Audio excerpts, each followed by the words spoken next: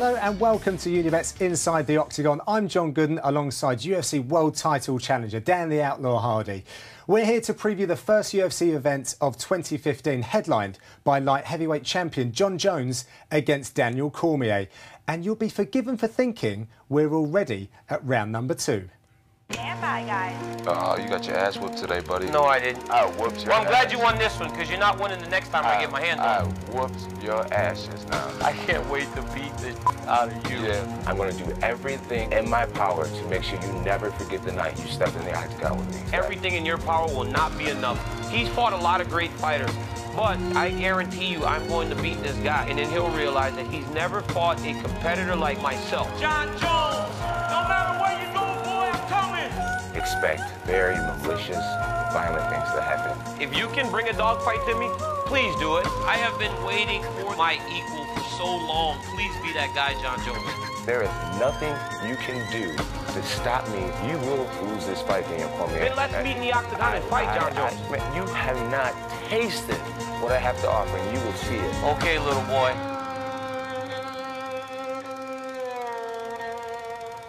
Oh wow, the new year is about to go off with a bang. And Jones versus Cormier headlines a loaded main card in Las Vegas, Dan. Yeah, Brad Tavares taking on Nate Marquardt. That's a very exciting fight. I'm interested to see Horiguchi taking on Lou Gaudino. That's an interesting clash of styles. Obviously, Hector Lombardi is a beast, and everyone likes to watch him. He'll be welcoming Josh Burtman back to UFC after a 6-year absence.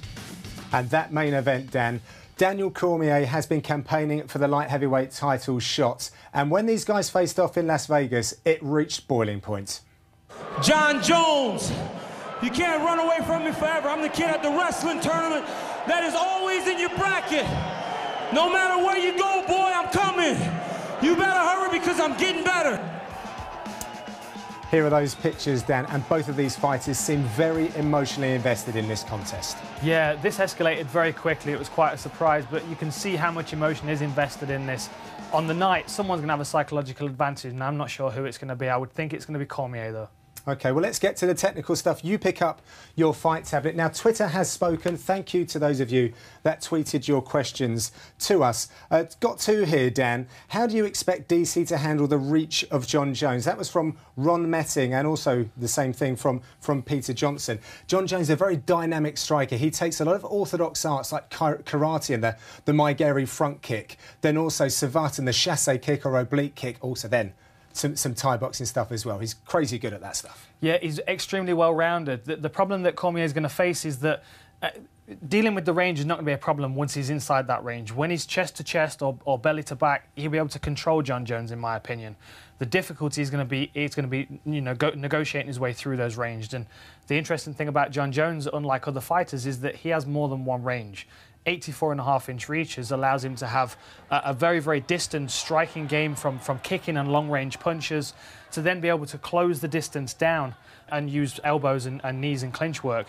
This hopping sidekick that you were just talking about, John, is going to be pivotal in the fight against Cormier, given the fact that Cormier needs to move forward to push Jon Jones back.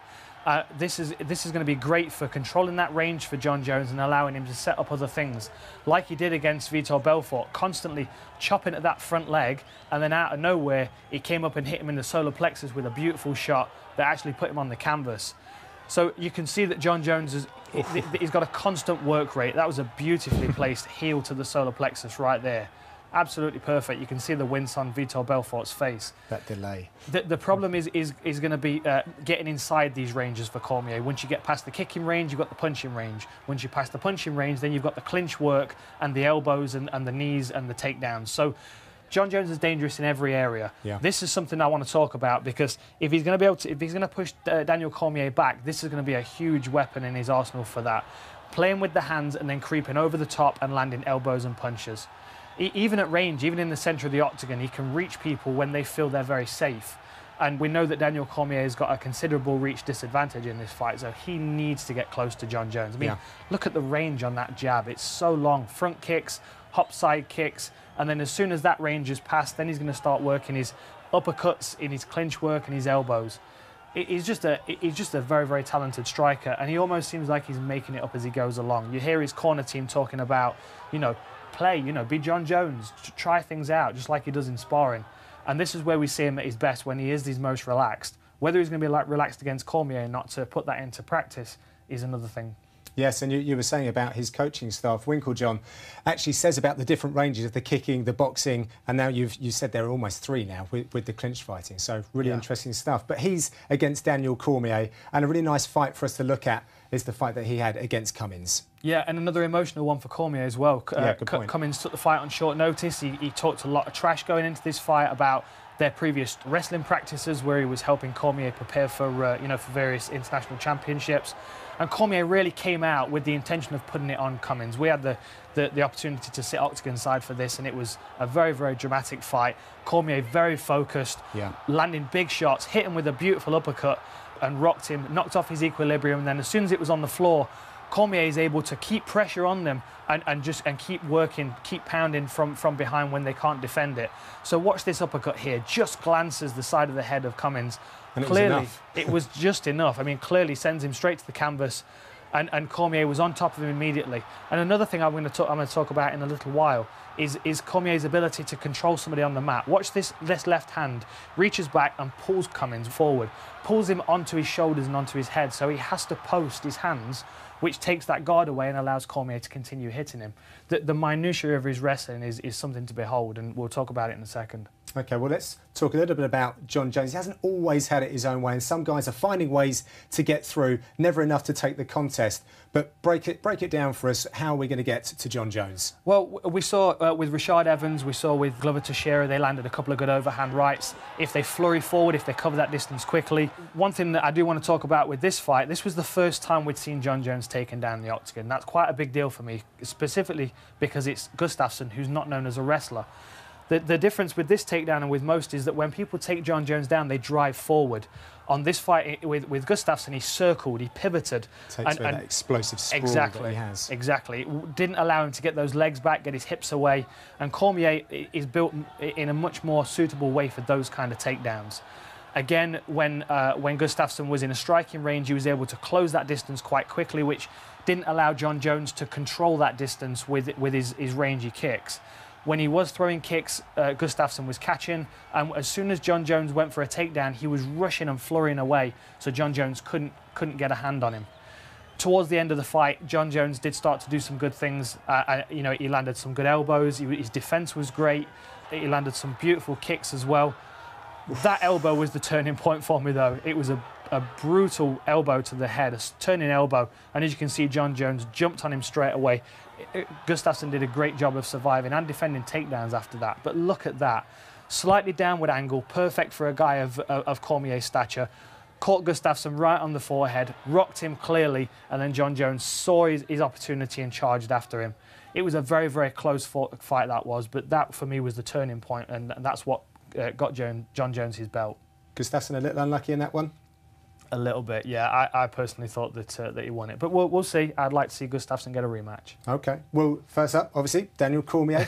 And he is really an elite wrestler, an Olympian, the captain of the Olympic wrestling team as well. Yeah. And he's demonstrated how good he is at that for mixed martial arts, and that's what's very important. It is, and we've seen him demonstrate it against some world-class guys as well. In the Henderson fight, we're going to see him work some really dramatic takedowns. A beautiful technique just here where he locks up the upper body and trips him over his knee, and then establishes top position on the floor as soon as they land to allow him to keep that control.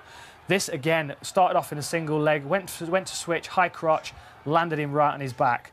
And credit to Henderson trying to get back up and run away, but the foot sweep, which we're going to look at again in a second, it just shows Cormier's ability to read his opponent, read their movement and his spatial awareness and his understanding of body mechanics as well. This is something, look, Henderson's trying to get out here, trying to find an opportunity, and he trips that back foot knowing full well that it's going to take away Henderson's entire base and land him straight on the floor again. I mean, it's something that comes natural to Cormier, and it's scary because that is something that most fighters have to spend a lot of time thinking about and drilling, and that is a result of many, many years of training. Yeah, and also with that, he has this incredible feel for the fight, particularly on the mats. Just that movement, he's with it, he's against it, he really does have great control. He does things that you wouldn't necessarily notice unless you've been training for a while, you've been doing a lot of wrestling. That there are certain things that Cormier does that that moves his opponent's balance and keeps his weight and pressure on top of them. Always keeps them defensive, always keeps them in a position where they're uncomfortable, where they feel stifled, and keeping his weight on top of them. And he's a big boy. We can't forget this. He's come down from heavyweight. Yeah, exactly. He's a thick, strong athlete, and once he gets on top, you know, his wrestling ability alone is enough to keep him there. So watch this. Watch the way he pivots around Dan Henderson and uses this. We call this checking oil. I don't want to go into that. We'll glance over that for now. But it certainly gets a reaction out of Dan Henderson as he's pulling there, circles around. Henderson reaches, tries to get away, lands on his belly. And this, so I've never used the dotted line before. The reason I've put this in is so you can watch how low he keeps his hips as he transitions from half guard. So watch the back knee of Cormier.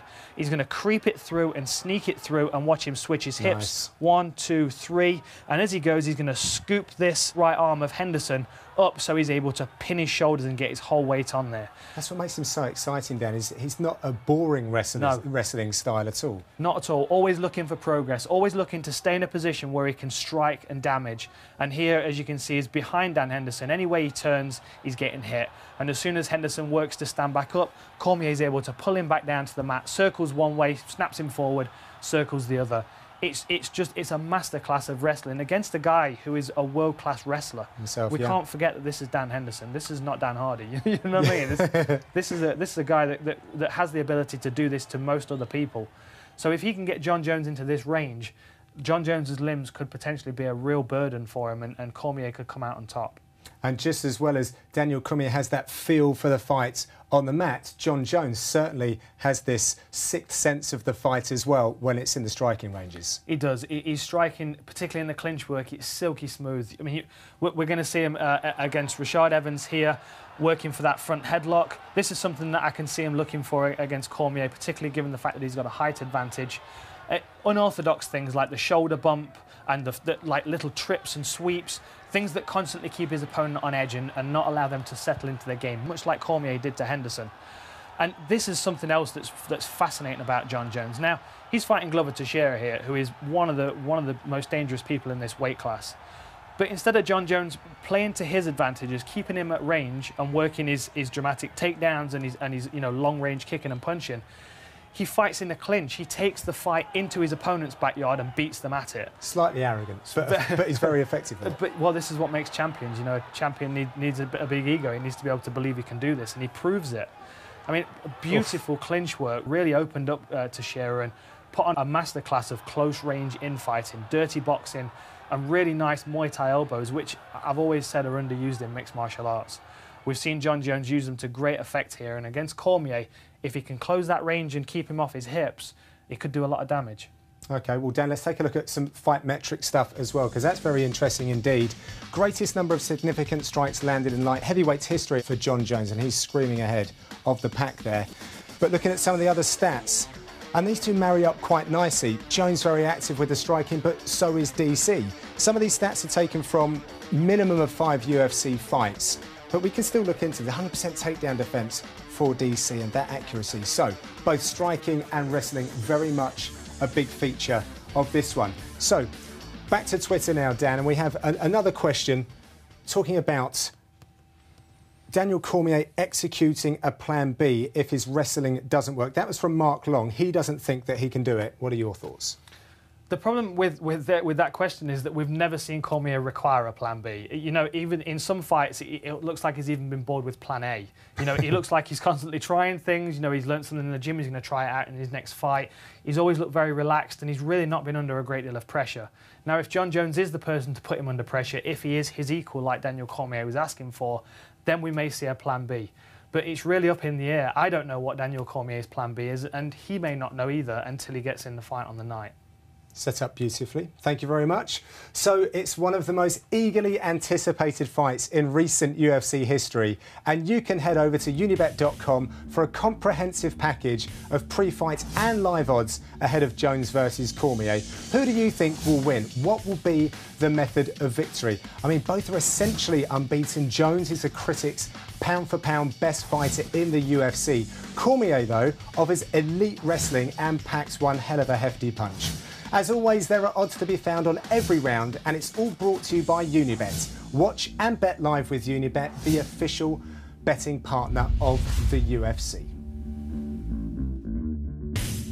We've been hotly anticipating this one for a while, but like the January sales, 182 has so much to offer, Dan. It does. The main card is stacked, and unfortunately, I think a lot of these guys have fallen into the shadow of the main event, but we have Cowboy Cerrone, who is a fan favourite. Everybody knows this guy. He's a finisher. He's very, very talented as a striker. Obviously, his Muay Thai is his bread and butter, but we've seen him get a lot of submission finishes as well, so we know that he's a dynamic finisher, and we know that he's got the ability to challenge for the belt at some point in the future. He is right up there at the top of the sport. He's taken on Miles Jury, who at the moment is unbeaten in 15 fights. He's looked very, very skilled in every area, not really seeming to show any holes in his game. Beaten some top flight guys like Diego Sanchez, Takanori Gomi, Ramsey Nijem as well as a finish, Michael Johnson as well. So this guy's on a tear right now. It's going to be an interesting fight against Cowboy. Brad Tavares, what a good friend of mine. Very, very gritty wrestler, very game. He's spent a lot of time working with Robert Drysdale, so we know that his ground game is going to be on point. And you know, this guy is just in the fight from start to finish. He's never going to back down. Against Nate Marquardt, he's going to need that, though. Marquardt coming off a beautiful submission win over James Tahuna, an armbar that came out of nowhere. In my opinion, he looks much better at middleweight as well. It's a more suitable weight class for him, and I think we can really see him put a win streak together. Horiguchi, a Kid Yamamoto product and one of my favourite fighters. Very, very wild, kind of a bit rough around the edges, possesses a lot of power, really likes to get in there and mix it up.